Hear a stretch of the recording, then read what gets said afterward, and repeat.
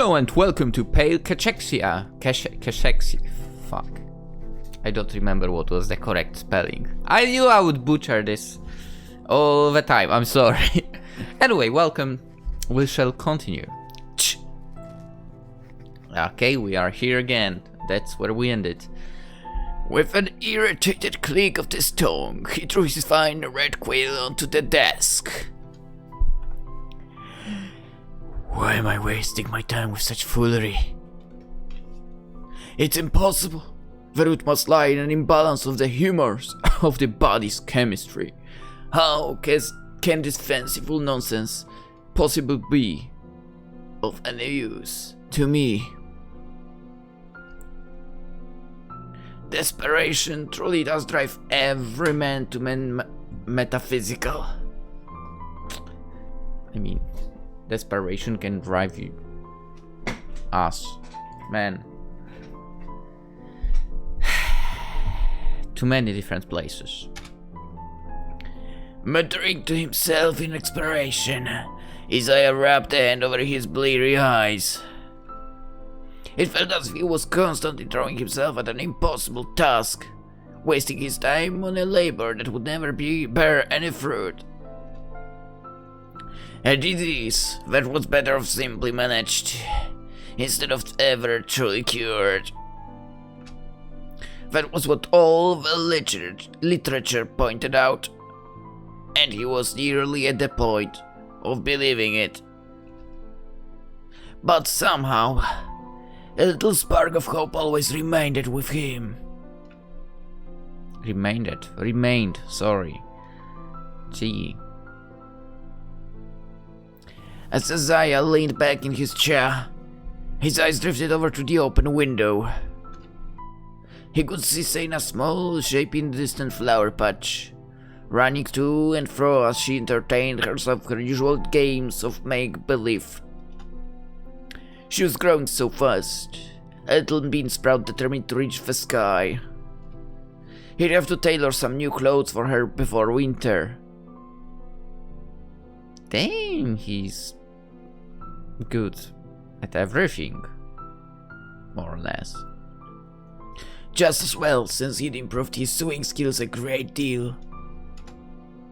It pleased him to sit and watch her at play. Such a leisure was well deserved, since she performed excellently in her lessons today. Her intelligence at such a young age was certainly remarkable, for not wholly unexpected, since he had fathered her, after all. Since he found it difficult not to feel begrudgingly proud of the girl. She was already a voracious reader of the academic books he supplied her with. And although he had technically forbidden her from reading any of his greater tomes of fiction, he pretended not to notice when they occasionally went missing. Oh!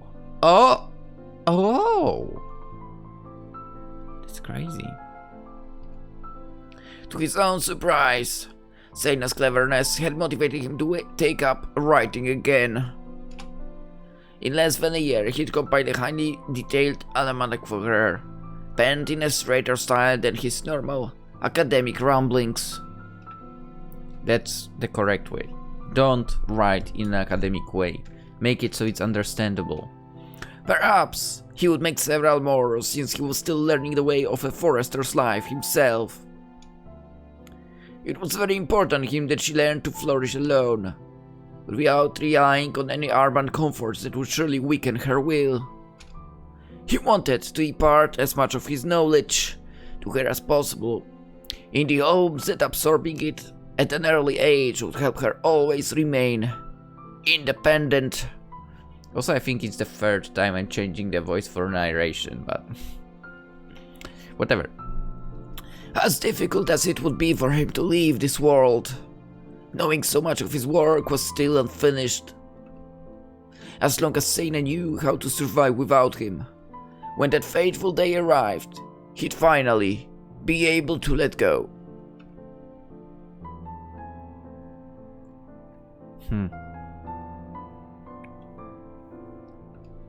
A tightening, squeezing sensation, his chest jerked Isaiah back from his thoughts. Pushing back his chair, he rose swiftly to his feet. Slumping against his desk, Isaiah barely managed to catch himself in time. The muscles and tendons in his legs felt as if they atrophied, or else were impossibly beyond... God damn it, impossibly strained beyond the point of exhaustion. Where is it? He reached out with a trembling hand, grasping around for the presence of a small, cold bottle. Soon, his fingers brushed against it, yanking the flask towards him. His medicine! Oh, so he's basically drinking a tonic. Just like Esther was saying, that, you know, one way is to drink the tonic, the other, I guess. I mean, there probably are multiple ways. But yeah, I mean, her method with the watch, I guess, brings better results? Or something? The last dose hadn't been strong enough.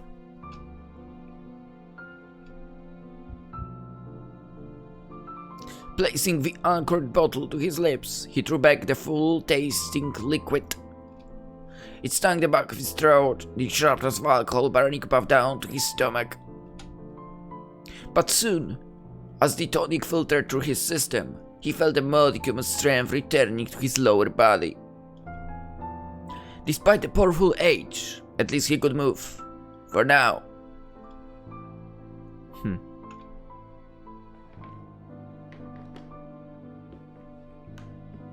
I can understand why he would feel terrible with that, actually. It's not like I have the illness or whatever like that, but it's, as I said in the past, a few times, I don't know how many actually. I was explaining this before, that I mean, I experienced something like that in dreams, I guess, that, you know, my legs kind of give out. And, well, this is basically the only, I guess, nightmare that creeps the hell out of me. Anyway, picking up the roughly hewn cane that leaned against his desk, Isaiah slowly crossed his study. Actually, there's another one, whatever. But before he... You know, another nightmare, but whatever, really. No, not important, no. But before he reached his distastefully familiar bed, he paused, casting a sudden, swift glance towards the window. Oh, actually, there are bottles at the top of this bookcase. I don't know if those were there when Esther entered the place. Maybe. But before he reached his... I read this already. She was still there. Dancing, gathering flowers, waiting for him to finally step out and join her. Disappointed, no doubt, when another bedridden day came and went. Playing alone as best she could. I mean, sure. His initial idea was kinda terrible, but it's changed. And clearly he wants to spend time with that daughter of his. God damn it, this sucks for him a lot. And, I mean, I feel bad as well. Never complaining, never crying, not once. As she were immune to every crippling pang of sadness. I mean, she probably feels sad, but, you know, she tries to get this aside as much as possible for her, right? As you said, she's a wise girl, very wise girl, so I would assume she's trying to do that. Lowering himself to his bed, he exhaled a long, weary sigh. This bitter frustration felt impossible to cling to for much longer. With each passing year, the strength of his will seemed to weaken further and further. Every burst of indignation and determined pride was always matched by the depressive slump of the aftermath. No, he wouldn't give up.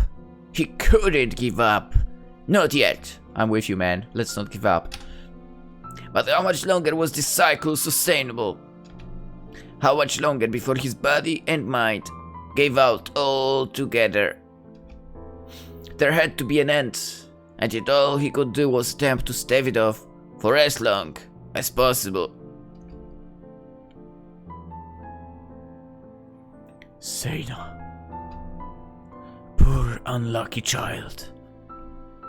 Mumbling to himself in a daze of exhaustion, he pressed his cheek against the pillow, staring to the wall with half-lidded eyes. A problem to which there was no solution. No exit other than to wait for sleep to come and relieve the burden for the rest of the day. Perhaps he would awaken with a little more energy, a little more inspiration, a little more hope.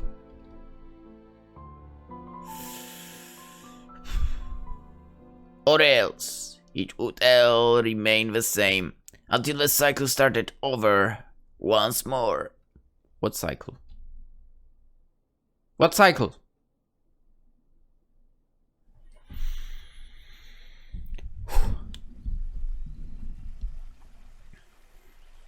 Okay. Heartbreaking as heck. Cool, crisp droplets coursed down Esther's cheeks. The light breeze gently brushed past her face, turning the streaks of water into refreshingly cold trails that made her skin tingle. Oh, she's still in that shirt. Nice. She shivered contently, swaying her feet in the water. Such a lovely morning. She couldn't remember ever seeing one like this in the city, or anywhere else in her long travels. The stream's light bubbling, the bright sound of birds, the sunlight delicately reaching through the trees. It was hard not to feel like everything was right in the world. Ah! I found it! I found it, Esther, look! I assume it's her? Turning her head, Esther spotted a small figure running up alongside the stream. In one triumphantly raised hand, she clutched a long ribbon that fluttered in the air behind her. Phew! I can't believe it got so far down the stream. Seina finally came to a stop beside her, still holding up the ribbon as she panted slightly. Whoa, no! I might have double-clicked the spacebar. Anyway, you look like a fisherwoman showing off her prized catch. Do I? Oh, Esther, look! It's alive! I think it's trying to hop back into the stream. As the wind made her ribbon flutter and ripple, Seina gasped, holding on with both hands like it was about to pull her into the water. Oh no! Here, I'll help you. She rose to her feet, stepping over to grasp part of the ribbon. As if in response, the wind grew even livelier, making the thin strip of cloth dance frantically. Careful! This one is really strong. Don't let go, Esther. I'm counting on you. I won't. Don't worry. I've been training all my life for this. Tch. The next moment, they both broke into a quiet fit of giggling, unable to stay serious any longer.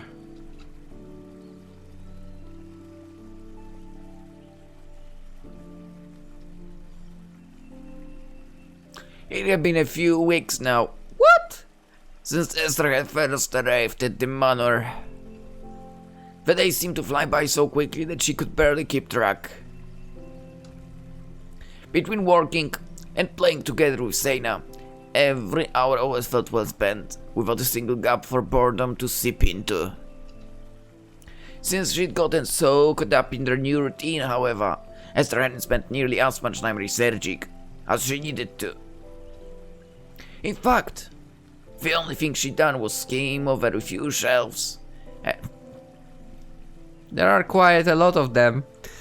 And the incomprehensible writing she found often left her disheartened. And after finishing her daily chores with Seina, she felt too tired to spend much time researching. But it was a pleasant tiredness, not the fatigue of those long, bedridden days she'd often had before.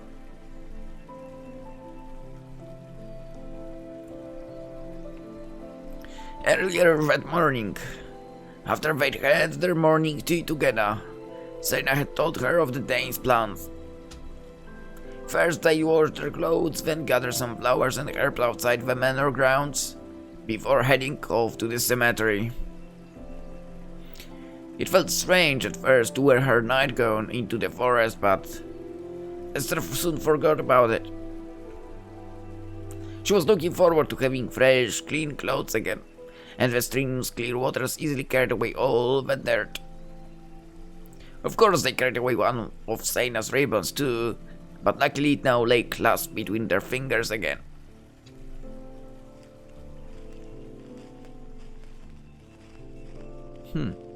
Wait. They decided to get that ribbon back to the hair immediately, more or less, after peeking out of the water. It's a good idea.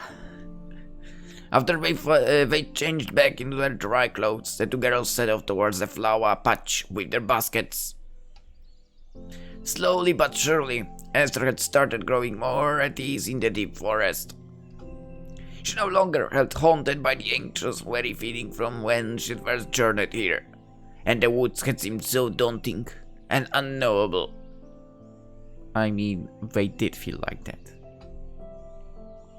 Of course, she didn't understand them half as well as Seina, and a part of her doubted that she ever would. But at least, the towering trees no longer felt quite as lonely in their vastness.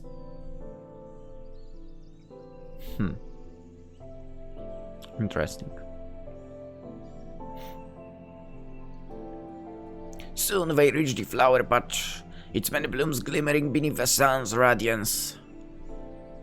It felt so warm and pleasant that Esther felt a strong desire to simply bask in it all.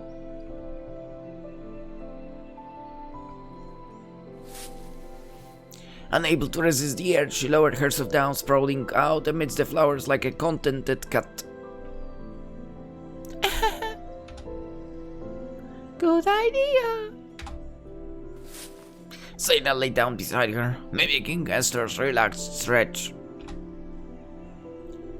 Are we getting... No, we are not. The gentle breeze slightly brushed over them, ruffling their freshly cleaned clothes and hair. It felt as divinely peaceful as any place could possibly hope to be, a dimension that lay beyond all earthly worries and duties. For a long, euphoric moment, it seemed like every ounce of wave had lifted from Esther's body, and she was nothing more than a fragment of sunlight in the sky. Esther. After a few minutes, or perhaps many, Seina's voice drifted out of the unhurried silence. I was wondering, could you tell me more about the city? What your life is like there, I mean. The question caught Esther off guard. It pulled her back from her early dreamlike thoughts, tethering her to reality again. Since she started living with Seina, most of their conversation had been light and topical, and if anything, Seina had actually avoided asking about the city. But once her initial surprise had faded, she found the reply rising in her mind with unusual ease. Perhaps a part of her wanted to share more of her life with Seina.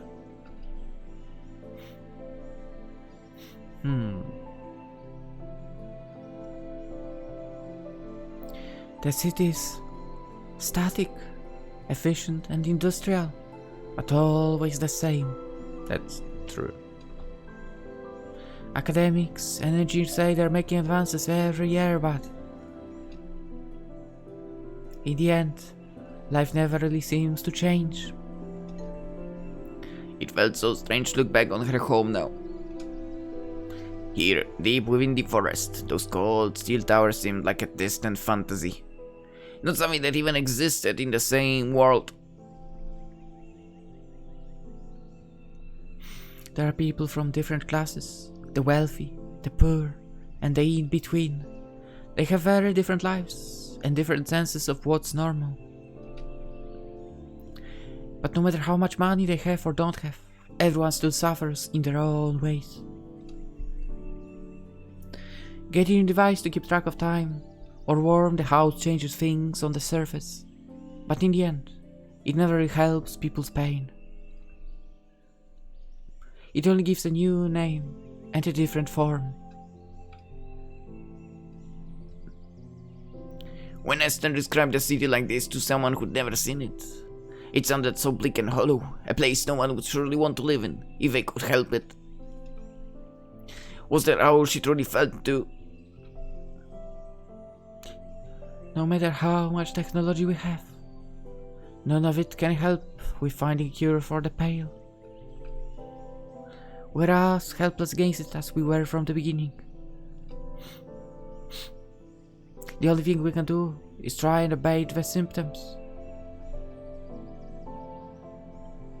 Esther's voice gradually trailed off into a subdued murmur. The breeze drifted over them again, carrying away the last traces of her words, but not away for futile hope they left behind. Something by the beautiful, clear sky brought a deep melancholy to her heart. A carefree purity above all sickness and despair, all the more lovely for how untouchable it was.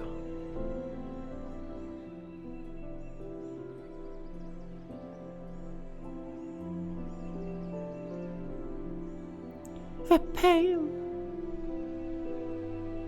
I'm sorry, I don't really understand it very well. After a long... Oh my god, I'm going to speak normally now here. After a long pause, Seina finally spoke up again, sounding unusually shy and hesitant. Papa told me it affects everyone differently. Some people don't show many signs at all, but others are always very sick. What is it like for you, Esther? I mean, only if it's alright to ask. Although Seina hastily reassured her, Esther realized. She didn't want to stay silent, like she normally did when asked such a question. She never truly explained the feeling before, but now, the desire to share it with somebody almost overwhelmed her in its intensity. The Pale came to me around 4 years ago. A few months after I lost a tournament. One that was very important to me. What tournament? At first, when I started spending days in bed from exhaustion, I thought I had just caught a common illness. But after the days of tiredness kept stretching on, and no doctor could find anything wrong with my body, I realized what it really was. For me, the Pale it's like a parasite. I can feel it inside me, draining my energy, stealing my mind away from things I want to do or focus on. There are good days and bad ones, but sometimes even speaking feels like it's impossible. The medicine helps, but it feels like it's gotten less and less effective since I started taking it. I mean, eventually it is happening like that, yeah. Her fingers drifted to the small puncture spot beneath her sleeve, where the flesh had grown slightly discolored and permanently tender. Since she'd started injecting herself, Esther always wears long sleeves to hide the mark, even when it grew warm outside. Back when I was studying at the academy, I struggled with the Pale for my last 3 years. The teachers who had mentored me, the ones who'd always doubted me, I saw them pull away when they realized I couldn't accomplish anything anymore. Bastards. Even my friends there started separating from me. Oh my god. Think I was somebody who'd only drag them down. Terrible people. My results slipped more and more, and by the time I finished, I lost any chance at becoming the researcher I dreamed of being. I didn't want to go back and study more, or start an apprenticeship for another trade that I would only fail at. My parents kept telling me that I should settle for simple work, or find someone who'd support me, but I hated both those ideas. I wanted to make my own life. I mean, you could find someone who would support you and allow you to make your own life, right? Sort of.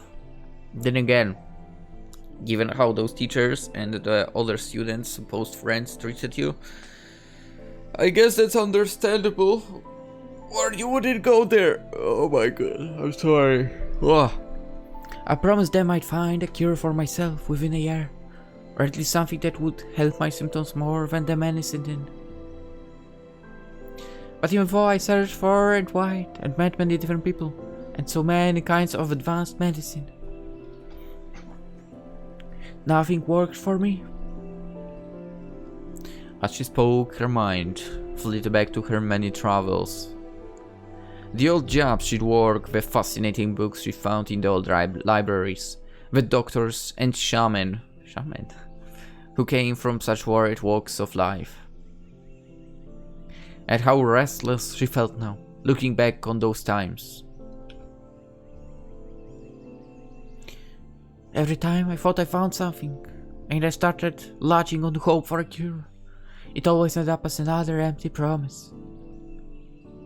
And now the year I've given myself is almost over. I could keep searching, but I don't have the will to continue after so much failure. Finished the thought in her head. I totally understand in this one. But come on, Esther, let's not give up. Me on my goal, you on your goal. We can do it. Probably. Hopefully. Maybe. Something she couldn't bring herself to say aloud. I need to go back home. I want to abandon my parents, and I can't keep wandering forever. I had my chance, and I failed. If I failed, then I have to move on. Esther did her very best to make her voice sound firm and resolute. But she couldn't keep a note of sorrow from sinking in the end. No matter how hard she tried to help herself otherwise. The prospect of returning home filled her with dread. So the rumor about Papa's research, that was your last hope? Yes. When Seina finally questioned her after a long pause, Esther bit her lower lip briefly. I don't want to go back to my parents empty-handed. I don't want to tell them that I lost. A somber, heavy silence waved over them, out of place among the beautiful skies and singing birds. Esther felt guilty for sharing such dark thoughts with her friends, but at the same time, it lessened her burden when she voiced them, no matter how hopeless the situation was. She could tell Seina was truly listening to what she said, and her quiet sympathy brought Esther more relief than she expected.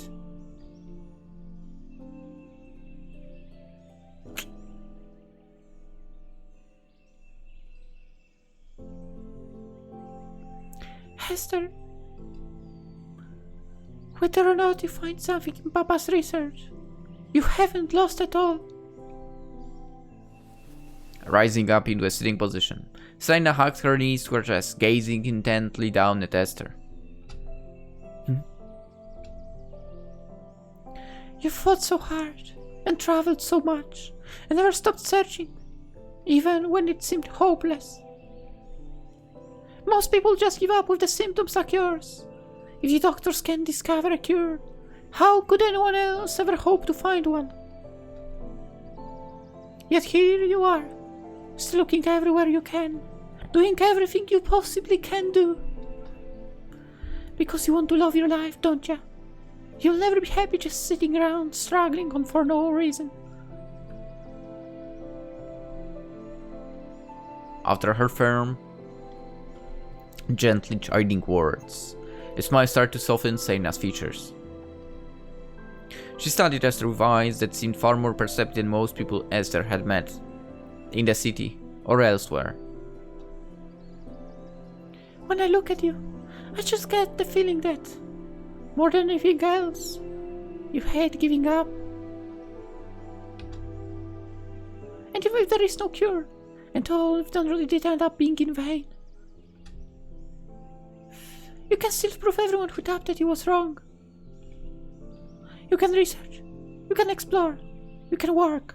Really, you can do anything you want, even if I try to tell you otherwise.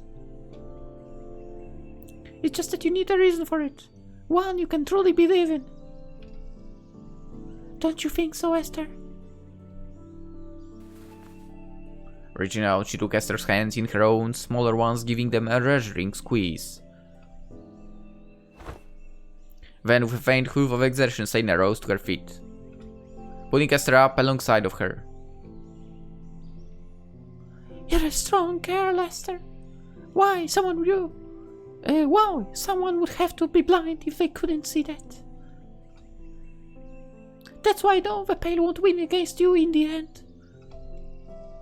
Really, how could it? You're very stubborn about things. I mean, stubborn in a good way. So that's why I think you have a better chance of curing herself than anybody. You'll find something. I know you will. But like I told you before, I'll help you in any way I can, no matter what. I promise. Maybe it was the light, cheerfully content way Seina reassured her, or perhaps Esther had just always wished she could hear those words. Whatever the reason, it felt like she was speaking the truth. Unlike the empty optimism that some people passed around, Seina always seemed to genuinely believe in what she was saying. It made it much easier for Esther to believe her, to at least in part, if not yet fully. You're too kind to me, Seina. Oh, that's a silly thing to say. How could anyone ever be too kind? Very easy. I don't think I believe you. Besides, it's not kindness. I'm just telling the truth, that's all.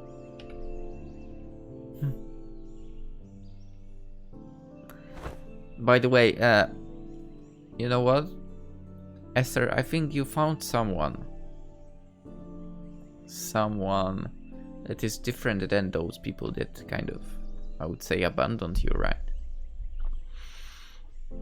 Half exasperated, half overcome with affection, she picked up the small girl in a tight hug.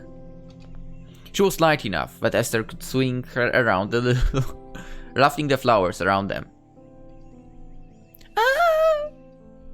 Seina squealed in delight, wiggling her feet as she flung her arms around Esther's neck. They'd grown comfortably enough over the past weeks to play and poke fun at each other, always in a good-spirited fashion. And it brought no small amount of joy to Esther's heart when she made her friend laugh. See. By the time she set Seina down again, Esther's grim mood had mostly lifted. There were still a few tasks left to finish too, which helped distract her from the unpleasant ever-looming prospect of returning home.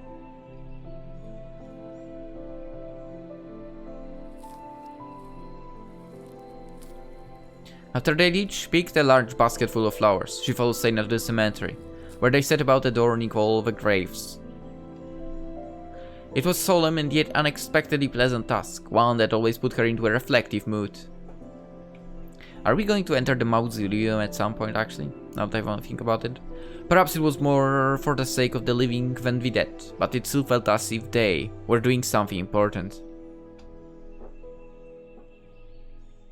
As Esther passed by the mausoleum, however, an unexpected shiver ran down her spine. She didn't know why, but something about that place. It seemed to be beckoning to her. Why exactly an eerie mausoleum would be beckoning to her, she had no idea.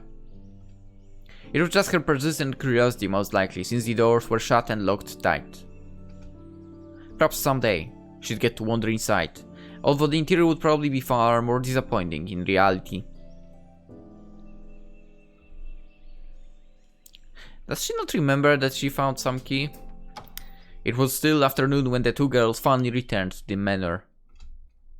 Since they finished their chores earlier than normal, Esther found herself with an unexpected amount of energy left over. She decided to visit the study and comb through more of Isaiah's difficult writings, which required quite a bit of effort to focus on. After wishing Esther luck, Seina went off to clean the manor's lower level, suggesting she come down for dinner once it grew dark. Speaking of dinner, I will have to make it run, I guess, after this episode ends. Despite the relatively short time she'd spent in the study over the past few weeks, its unusual atmosphere bothered her less than before. The lonely, dusty feeling hanging over the room was almost comforting, in a way. For now that she knew about Isaiah's disappearance, something about it still set her on edge. Yeah, I'm so curious what happened exactly to him. After going through the dusty tomes for a while, Esther managed to roughly work out the next era of Isaiah's writings. Chronologically, they move next to another shelf full of writings on spirits and metaphysical research. He'd collected an impressive amount of very old books, fragile to the point that Esther feared they might crumble in her hands. That's what happens with the old books, right? And I guess those are open shelves, right? So, yeah. It would need to be put in a really nice lockdown area. Anyway, after shuffling through a few uninteresting entries, she stumbled upon another one that mentioned Seina. Lifting it up to the light, she curiously began to read.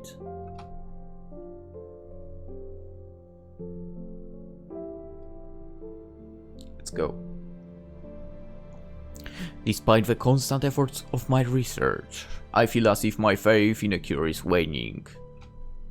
The same medicine that abates most symptoms, a tincture of blood, alcohol, and the essence of Nepenthes, also creates a dangerous dependency. I doubt its suppressing effects could ever lead to permanent, satisfactory results. Attempting to study the pale symptoms, either on myself or records of past victims, it is a bitter struggle. Even within one person, they are painfully elusive and volatile. While some sufferers live relatively normal lives, others are so crippled by fatigue that they can barely function. Many individuals, if not most, seem to move between these two states with surprising regularity. Then, even more bafflingly, there are cases where the sickness miraculously disappears. The normal iris color returns, and the... Oh, so those... Wait, the color of Esther's irises is actually different, like the natural one. Interesting. And the patient's lethargy vanishes. Of course, this rarely occurs overnight. In most occurrences, it takes years for such a change to happen, and often coincides with strange, unique events in the individual's life. All of this apparent randomness frustrates me to no end, and no prior researcher has ever been able to trace the common thread between those who are cured. Foolish as it is, I cannot help but question whether something beyond a mere biological affliction lies at the heart of this disease. I find myself returning again and again to the metaphysical, and in particular the numerous incarnations of those unknowable entities. Vestal that Salmavet. That's a new name. A particular strain of them, known as the Arafel, by most appear in my literature with various fearful mentions. Oh, okay. Such superstition strikes me as beyond foolish, but I must admit their mystic inflames my ever insatiable curiosity. I know this line of research will inevitably end in further disappointment, but for now, at least it preoccupies my mind in place of other burdens. Like the matter of this troublesome child, of course. She was to have her mother's name originally, but I'm not so cruel as to let that curse remain with her. Good. First, I have given the girl a new name, Seina. Something about the sound of it matches the blinding sparkle of her oppressively endless energy. Children are such baffling creatures, truly. I have forgotten just how innocently every life begins its journey. Even those who one day become the most irredeemable of corrupted souls. I guess so. It's not like you are born evil, of sorts. Tracing her fingers lightly along the parchment's edge, Esther mulled over the meaning of what she'd read.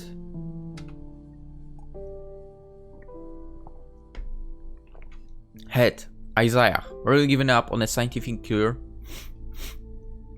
He seemed to share her skepticism of the supernatural, but exasperation must have driven him into it as a last resort. It disappointed her, for she could understand where he was coming from. When something had no apparent explanation, it was natural to start wondering if a god or other body force hadn't played a hand, attempting to send a signal or message through indirect means. But to attribute an entire disease to such forces. She gave a firm shake of her head. Hopefully, Isaiah had eventually left this line of research for something more practical. Otherwise, all of her researching here would only lead to another dead end. For now, though, she needed to follow his train of thought, scanning through everything in case a stray lead popped up anywhere.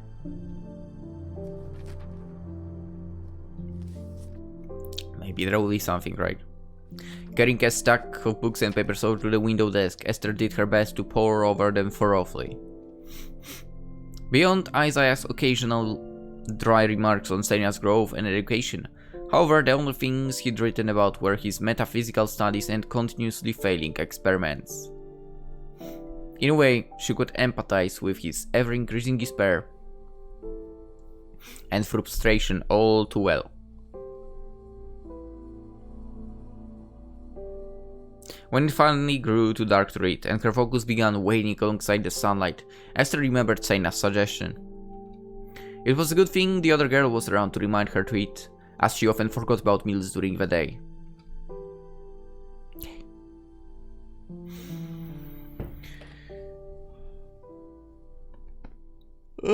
Sorry. Putting away her books, she hurried downstairs where Seina had just finished cleaning the parlor. Over a meal of delicious quinoa curry, Esther shared her findings with a friend, who listened intently to every word.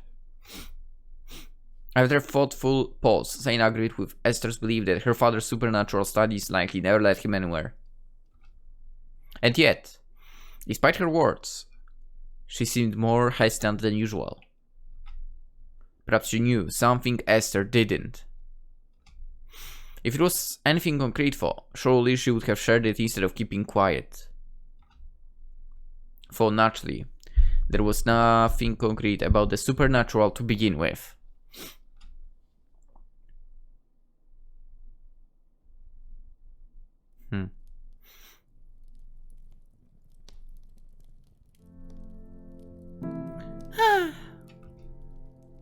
We've been really productive today, haven't we? Laundry, gardening, tending to the grass, cleaning, searching, researching. Isn't it nice? I always feel so lovely after a good day of work. It does feel nice. I didn't have many of these days back when I lived in the city. Oh, that makes sense. If you barely have the energy to move, of course you can't do much that day. And I'm sure being stuck in bed only makes you feel worse. She seemed to understand Esther easily, and more quickly than expected. Yeah, I mean, it's true. Not being able to do stuff does make you feel terrible. No doubt because she'd seen her father in the same state before. I haven't had to worry about it since I came here. Maybe it's the fresh air. She offered a casual shrug, but deep down she felt thoroughly grateful for the reprieve. Over the course of a few weeks in the city, she would have had long periods of nearly catatonic fatigue, stretching up to the 3 or 4 days at a time. However, since she'd arrived at the Manor, Esther hadn't experienced a single one of those debilitating days. It almost seemed too good to be true. Well, whatever it is, I'm so happy you felt better here. You looked a lot worse when you first arrived, but since then you really seem different somehow. It's hard to describe. Brighter maybe? More engaged? Less boring to be around, you mean? That is definitely not what I meant! I wouldn't be offended if you just said it. You are never boring, so I'm not going to say it. You are a real jester now, apparently. Does that make you the queen? Yes! The queen of flowers, potatoes and lentils, probably. Do most queens eat their subjects? Listen, they're quite happy to serve and to be served, I hope. As much as she tried to keep a straight face, she couldn't keep from snickering at Seina's retort. The small girl beamed brightly in response, evidently quite pleased that she'd been able to break Esther's deadpan expression. Well, I think this jester could use some rest. My legs are very sore. Agreed! We both deserve a good long sleep, don't we? Yawning contentedly, Seina gave Esther a small sigh, hug before stepping back, her eyes sparkling with satisfied drowsiness. Good night! I'll see you in the morning like always.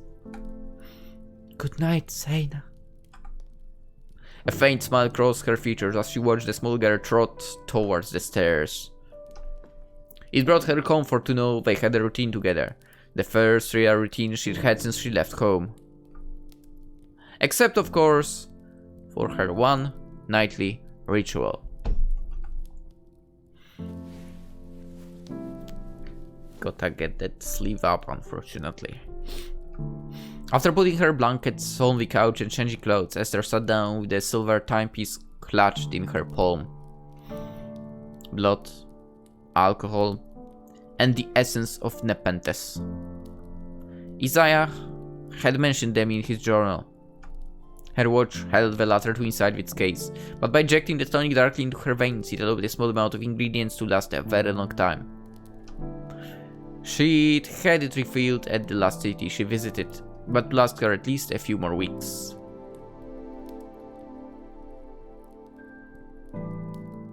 How? Could it be that not much is injected into the blood, like really barely an amount?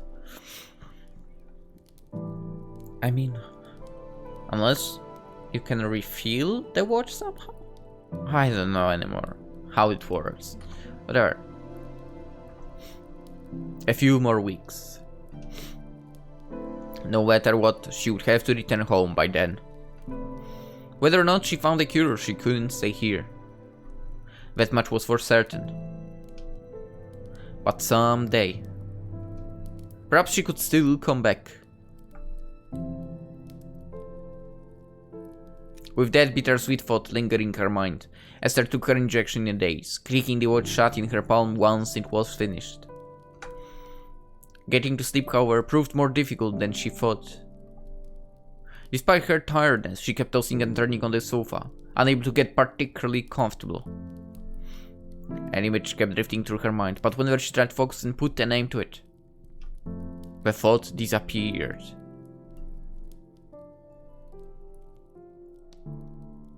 As she struggled to cling to that elusive vision, exhaustion finally won out, pulling her down to a deep slumber. The last thing she would remember was a sudden strange question that surfaced from her subconscious. What if everything is not as it seems?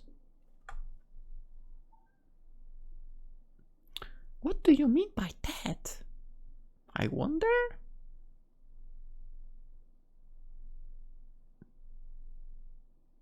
I guess we are with Isaiah now, so let's get with this scene for once at the end of the episode.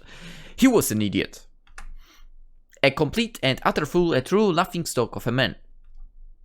What kind of secure weakling would start questioning himself over something like this? It meant nothing. It didn't matter. He didn't really truly care.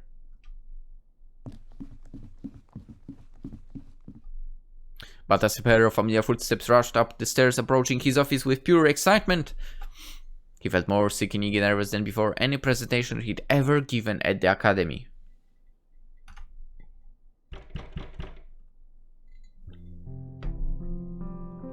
Papa! I'm here, Papa!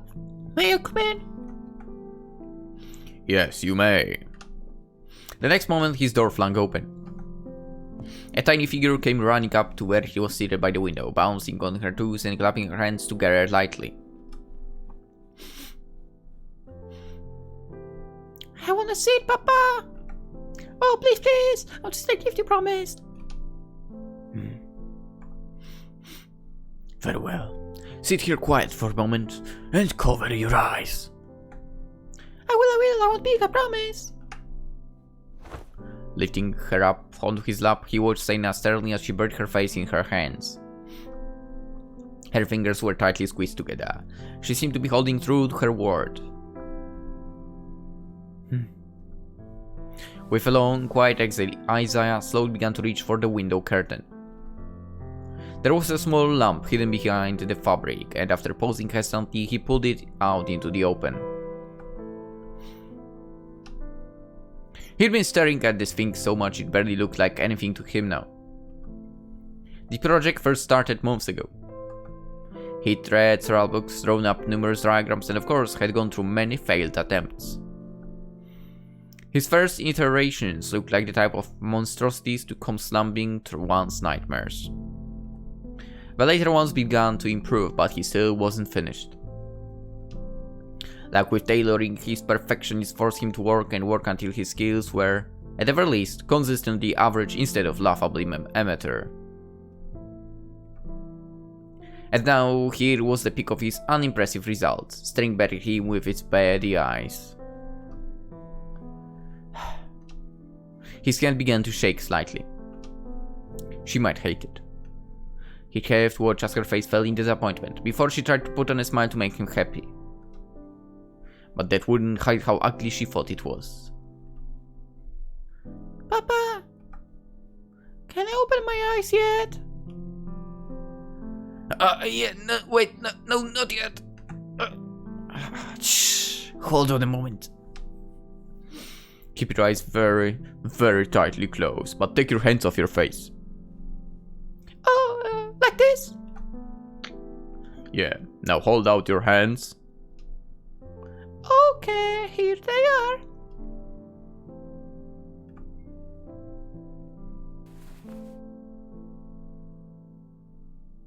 Oh, it's plushy. Biting his lips, he slowly pushed the small, visibly white present to Seina's outstretched hands. Her fingers instinctively curled to grasp it, holding the creature aloft in the air. Can I open them now, Papa? Yes.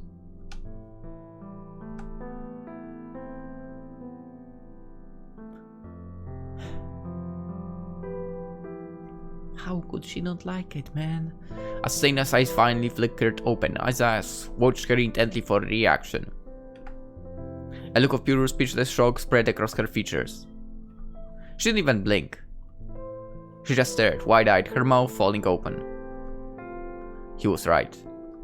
She hated it. Dude, she loves it! She couldn't even hide how terrible she thought it was. He was a fool to attempt such a silly thing. It would have been better to make her new clothes, or get her a new book, or craft some more tools for the kitchen.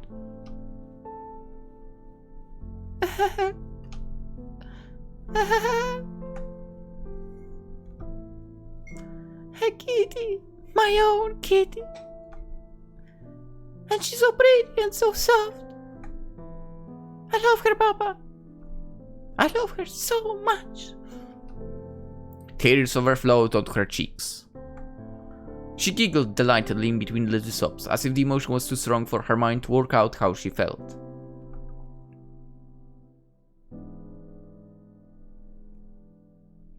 Well, there is no need to cry. Not if you're happy with it, I mean. But you made her, didn't you, Papa? You made her just for me. I put it together in a bit of spare time, yeah. That's why I'm crying, silly. Because you made it just like her. For me. And now I'll always get both of you.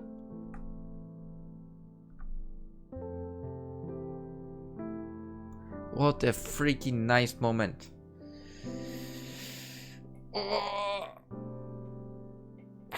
My eyes totally got a little bit teary there.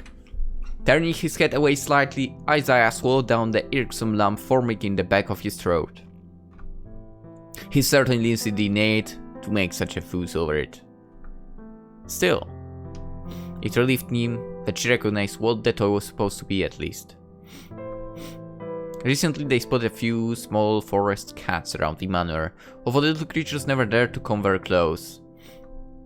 Seina always gazed at them longingly, her eyes sparked in the sight of their fluffy fur and tails. But whenever Isaiah offered to bring back a pet from the city, she always refused. It's too cruel. Animals should always be free.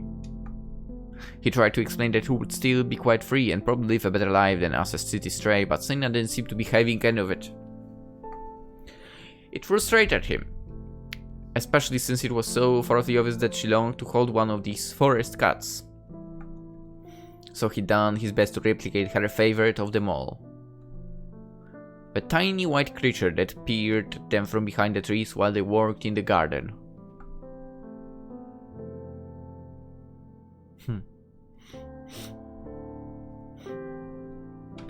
Cradling the cat in her arms, Seina curled up against his chest, still sniffling. She almost never cried, which was why Isaiah felt completely at a loss for how to respond.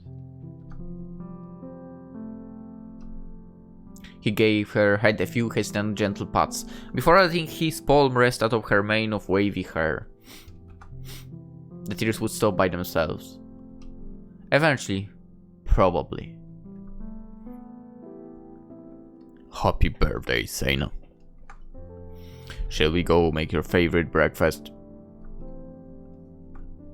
Yes, please. Wiping her eyes with one sleeve, she tilted her head up to nod at him with another sniffle. Very well then. And do your best not to get any berry juice on the cat. A stain like that won't come out of 3rd centuries. No, I won't get any of her. I'll keep her safe, you'll see. I know you will.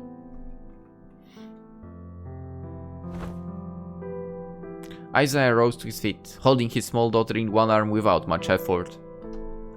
She kept the cat snuggled against her chest as he carried both of them towards the door, marching purposefully towards the kitchen.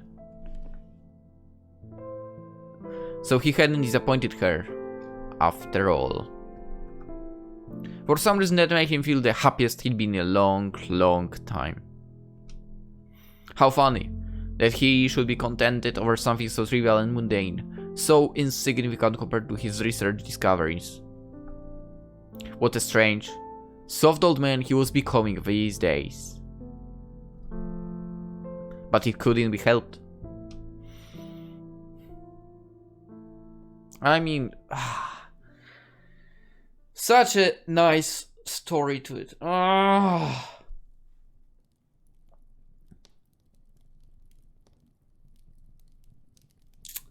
But let's cut it here. We'll continue tomorrow. For now, hope you enjoyed. Hope you have a wonderful day, and I'll see you in the next one.